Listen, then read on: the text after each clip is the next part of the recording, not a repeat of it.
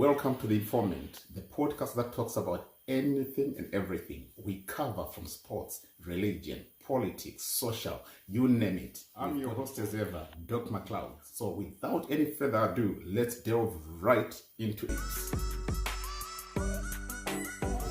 We are here excited today about everything that's been happening. So this is Check Unit.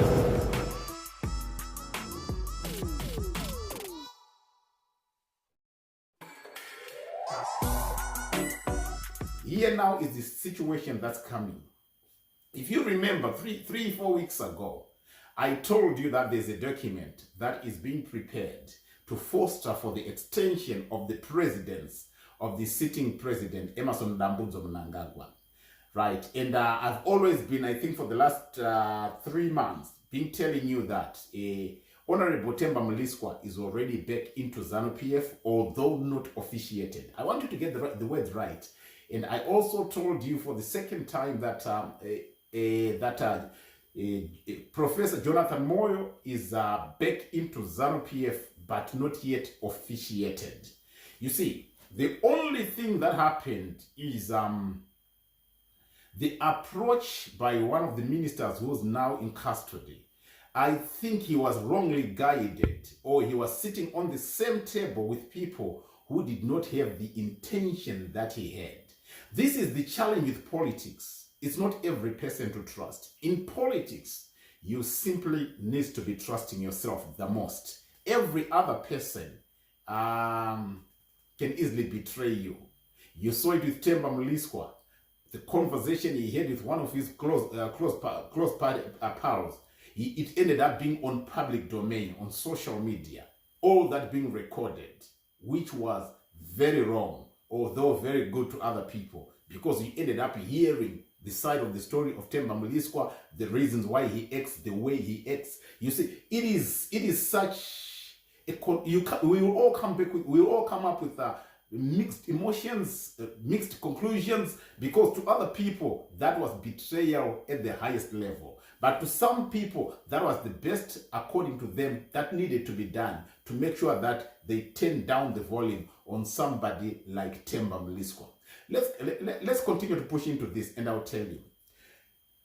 3 months ago, I told you that there's a document that is being prepared, but I could not foster out all the information because I've also got to have limitations on what to tell people, even though I'll be aware of some of these things, or most of these things. There was a time that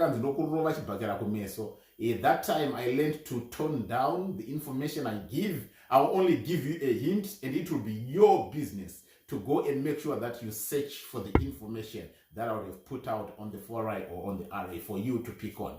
Right.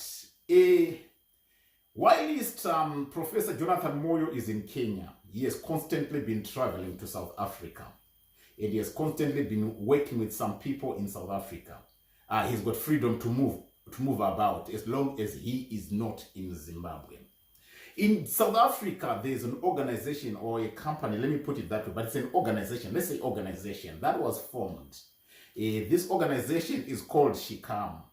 Right, this organization was formed, was being fostered and held, if not frontiered or advised by Jonathan Moyo, Professor Jonathan Moyo. What this organization was doing was to make sure that they have got a way of playing around with the constitution to make sure that it befits the vision of the president in support of him seeing through the project or the vision 2030. And this is how it was going to be done. As much as I knew, I think let me just spill it out now because it's coming out on public domain anyway. So what happened is Section 92 of the Constitution of Zimbabwe. It states that the sitting president in his capacity has got to be in his office after being elected by the electorate or by the people. So that's where the tie was. That's where it was all tied. So this is where Shikamo were trying to come out, or are trying to come out, or were trying to come out with a solution to see how best they can alter that without them invoking the two amendments that were needed for them to foster out with the idea of extending the term of the president. So Shikamo came and said they needed to alter Section 92 so that it does not state that the president needed to be elected by the people. But instead, they wanted to alter it so that it states that the president, for him to be in position, he is now going to have to be elected by the members of parliament. Are you getting this? This is exactly what's in that document that we are going to start to hear from now on, because there's something that has developed that I need to give you a heads up on. So Shikamo wanted or amended the document so that they stop people from being the ones with the power to vote the president into the presidential position, but instead it be the members of the parliament. So Section 95 became a deterrent to that plan, because Section 95 also stated that the president's term will co-run or parallel run with the term of the members of parliament. So resigning the president after that alteration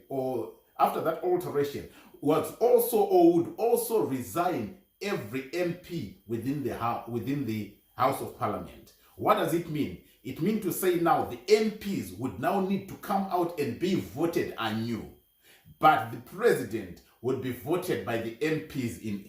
So that's where the hiccup is, or that's where the hitch is, which they are trying to put together to make sure that they go without breaking the barriers. There's a term that they use. It's called a deeming provision. That's what they normally. That's what they are saying. It's called a deeming provision, which allows the Constitution to be. I don't know the right term to use on there, to make sure that it's amended, but illegally, if I can put it that way. So this deeming provision is where the challenge is, because once they resign the president and get him to be voted by the MPs, it means to say at the resignation of the president, it also constitutes the resignation of every MP active. Yet it is the very same MPs that they want to vote for the president. So what does it entail? From the time after the elections of the sitting president, he has not yet served half of his term, because it can only be deemed full term if he has served half at point of resignation. So they are aiming, as was said now, or as is going to be said, they are aiming to make sure that they resign him before he gets to 2.5 years of term.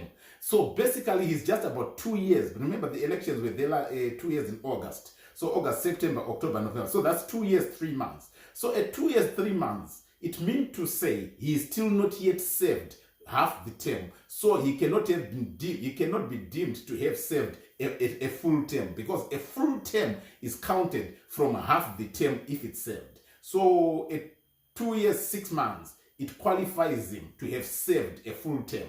So right now, if he is resigned and the Constitution is amended and he is installed or voted for by the parliament, if he is to be voted for by the parliament right now, he is most likely to win, because everyone is there now for the president, considering what has been happening before.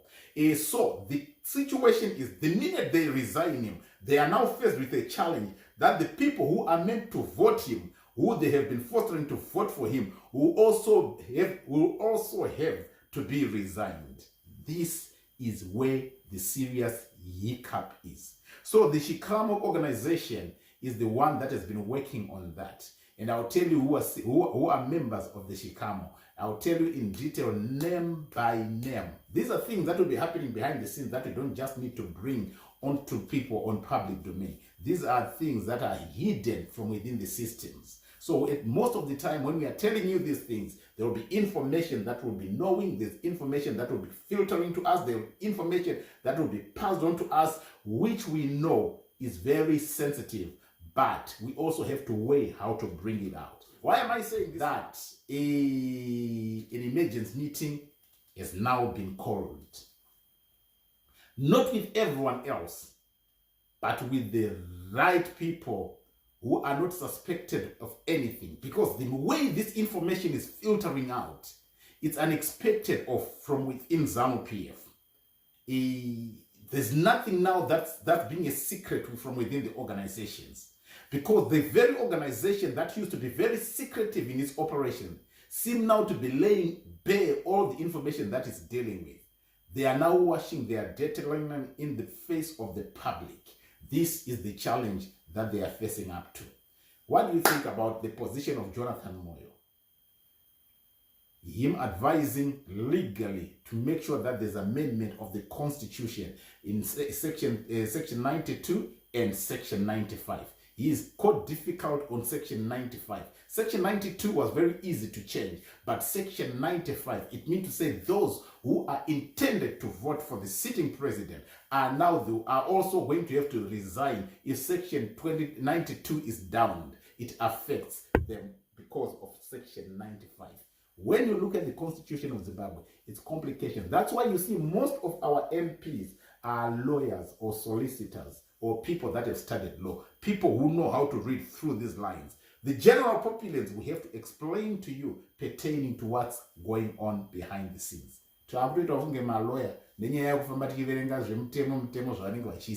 But anyway, that's the instance of life. That's the current position in our country right now.